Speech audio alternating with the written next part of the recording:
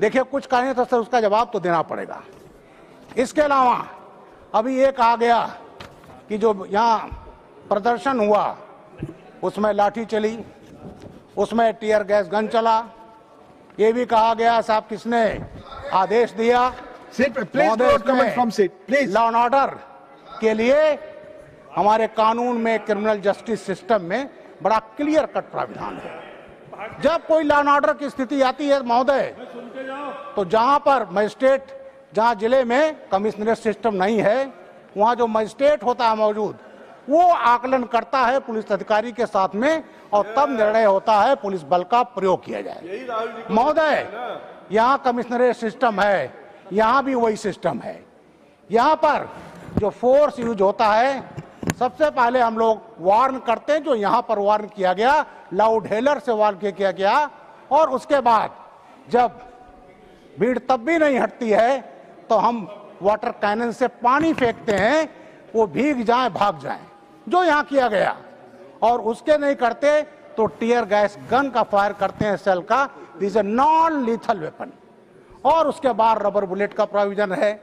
Pellet gun के बारे में बहुत कहा गया, पैलेट गन। मैं पैलेट गन के बारे में कहता हूं नहीं चली। और पैलेट गन है क्या?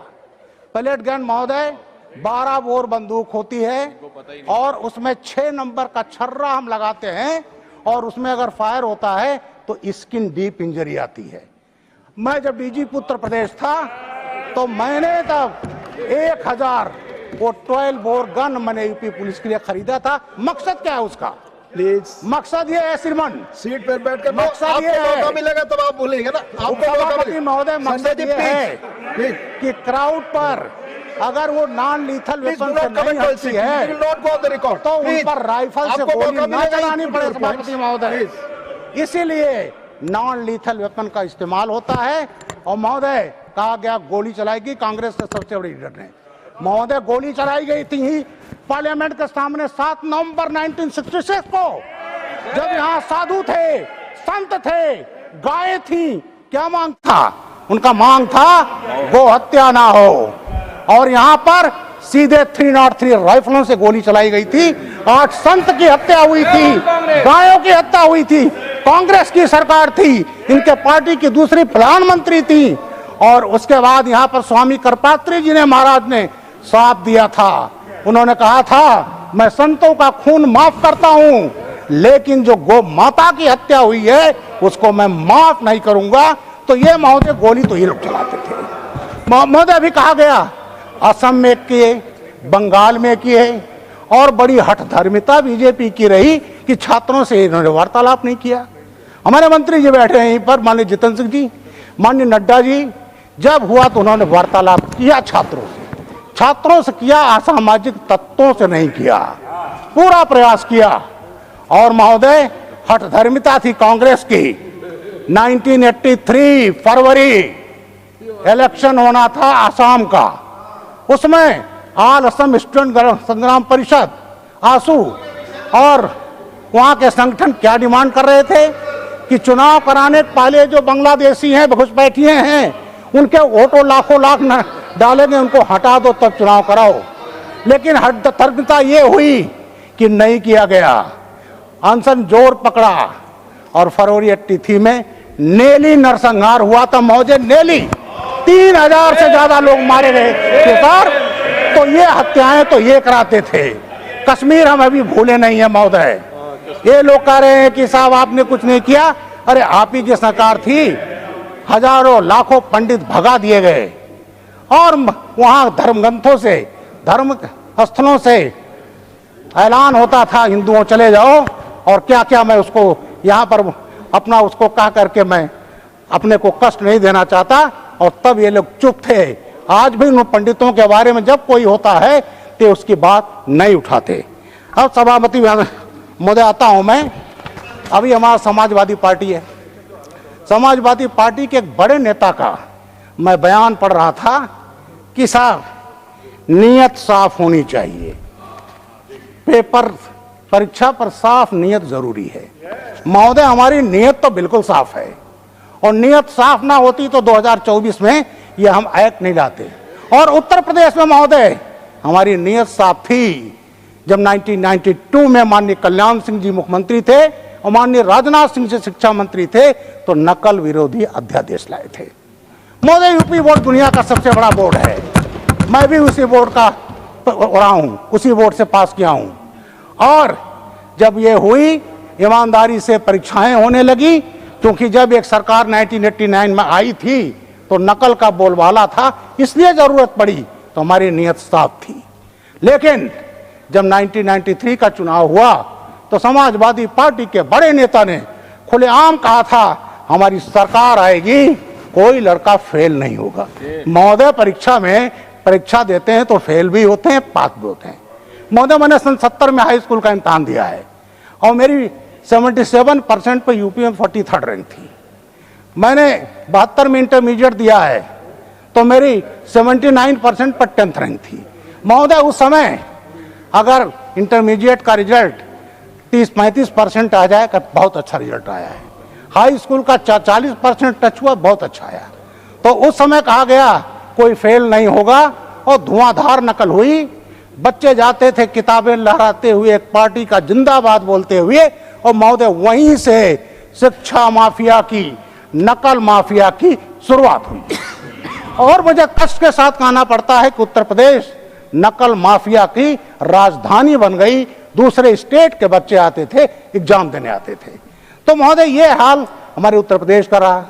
अब आता हूं महोदय, इतना क्योंकि समय भी मैं देख रहा हूं।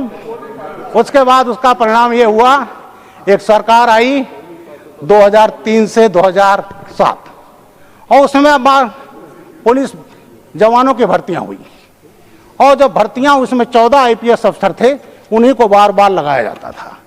और जब सरकार बदली 2007 में, तो उसकी जांच हुई। जब जांच हुई तो उसमें देखा गया कि रिटर्न में लड़का कॉपी के अंदर 2 नंबर पाया है, कवर पेज पे 20 नंबर, और जो एग्जामिनर थे पता चला उसके अंदर अपने हाथ से लिख दिए। और जब जांच हुई 14 IPS अफसर सस्पेंड होते महोदय, और उस जांच में निकाले गए।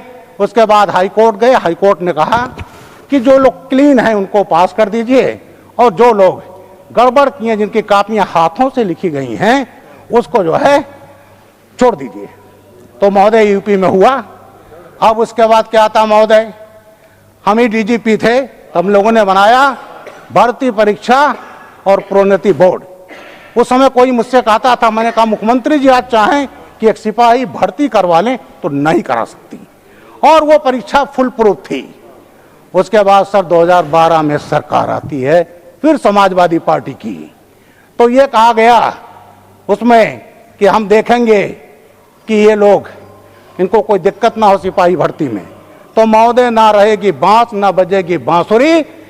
परीक्षा जो होता था रिटर्न एग्जाम, जिसमें मिनिमम क्वालिफिकेशन इंटरमीडिएट है, रिटर्न खत्म कर दिया गया, और केवल जो कुछ फिजिकल होता है, गेंद फेंका 20 फीट लिख दिया 60 फीट, और वो किया गया, और वो करके लिखित परीक्षा ही खत्म कर दिया गया। और जो नकल करके बच्चे लाए थे 80%, 90% हाई स्कूल इंटरमीडिएट के उस पर, और उस पर महोदय सिपाहियों की भर्ती हुई, भ्रष्टाचार हुआ। तो महोदय ये चीजें, इतना ही नहीं छोड़ा गया। पीसीएस हमारे यहाँ उत्तर प्रदेश PCS, उसमें भी घपला किया गया। एक ऐसे व्यक्ति को चेयरमैन बनाया गया जिसका आपराधिक इतिहास था, उसकी क्षमता नहीं थी। 2013 से ही बच्चे उसके खिलाफ एजिटेशन कर रहे थे, और महोदय हाई कोर्ट का उसमें आना पड़ा, और उस चेयरमैन की, अनिल यादव जी की जो वो थी, उनको निकाल दिया गया। महोदय PCS में गड़बड़ी हुई, तमाम ऐसी जगहों पर सेंटर बनाए गए जो SDM DSP भर्ती करती है रूरल एरिया में, जहां नकल हो सके। एक जगह है करहल सर, मैं SSP इटावा भी रहा हूं, मैनपुरी उसके बॉर्डर पर है, इंटीरियर में सेंटर बनाए गए कि नकल कर सकें। और उसके बाद सर इंटरव्यू होता है, इंटरव्यू 200 नंबर का होता था PCS में। उसमें जो शेड्यूल कास्ट के लोग थे उनको 80-90 नंबर मैक्सिमम, OBC के 100 नंबर, 105 नंबर, और एक जाति विशेष के लोगों को 130 से 140 नंबर दिए गए महोदय। और उसमें भी गड़बड़ियां हुई।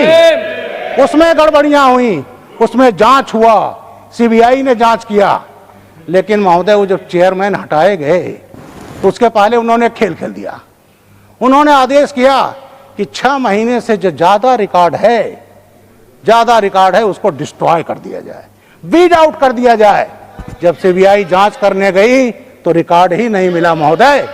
तो ये पार्टी ऐसी रही जहां नकल को इंस्टीट्यूशनलाइज किया गया, संस्थागत रूप दिया गया, और आज कहा जाता है कि साहब परीक्षा पर नियत साफ होनी चाहिए। नियत तो हमारी साफ है महोदय। अब बात अभी मैं सुन रहा था SC/ST का, महोदय मैं भी अनुसूचित जाति का हूँ। अनुसूचित जाति के साथ साथ मैंने देखा कि अनुसूचित जाति के लोगों के साथ जाति हुई है। उत्तर प्रदेश में एक संस्था चल रही है परिवार डेवलपमेंट अथॉरिटी, उसमें दलितों को भी परिवार डेवलपमेंट अथॉरिटी, उसमें दलितों को भी भ्रमित किया जा रहा है महोदय। वो पार्टी जिसने बाबा साहब के नाम पर बना था कन्नौज मेडिकल कॉलेज, बाबा साहब का नाम हटा दिया। इतनी नफ्तर बाबा साहब थे। जब योगी आदित्यनाथ जी आए हैं तब जाकर उसका नाम हुआ भीमराव अंबेडकर यूनिवर्सिटी।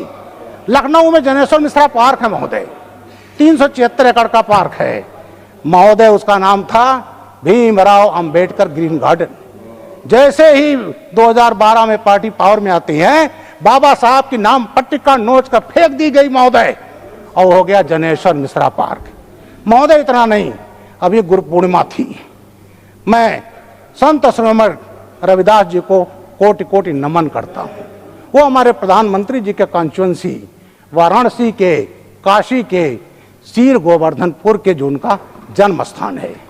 हमारे प्रधानमंत्री जी वहाँ गए, कई बार गए, हमारे योगी आदित्यनाथ जी गए, और वहाँ गए पहले और पार्टियों के लोग नहीं जाते थे। और एक जिला है महोदय बनारस का भदोही, भदोही जिले का शिक्षा जुड़ा महोदय इसमें, और भदोही का नाम था पॉइंट ऑफ ऑर्डर पे संत रविदास नगर। ऑर्डर पे है।